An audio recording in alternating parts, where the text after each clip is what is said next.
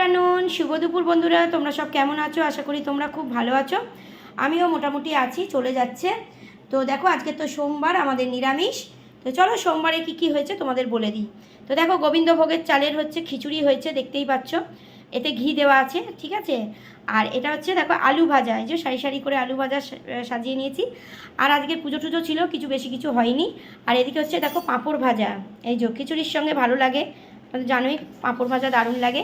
আর শশা নিয়ে নিয়েছি, শশা তো রোজকারই, শশা ছাড়া আমার চলে না। আর এদিকে হচ্ছে লঙ্কা নিয়ে নিয়েছি, আর এই দেখো আচার নিয়ে নিয়েছি, আমের আচার। আমের আচার নিয়ে নিয়েছি।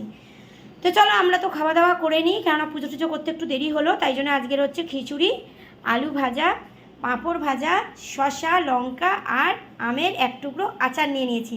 কেন এটা ছাড়া আমাদের খাওয়া একদম ভালোই লাগে না, কেননা এতটা গরম পড়েছে। আর বন্ধুরা, গরম কিন্তু প্রচণ্ড পড়েছে। গরমে তোমরা সকলে খুব ভালো থেকো, সুস্থ থেকো, সাবধানে থেকো। আর আমার পাশে থেকো, আমিও কিন্তু তোমাদের পাশে আছি, ঠিক আছে। তোমরাও থেকো, আমরাও আছি, আমিও আছি।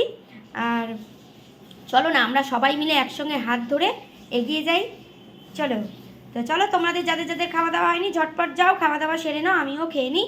আজকে তো নিরামিষ, কিছু করার নেই, বাবার দিন।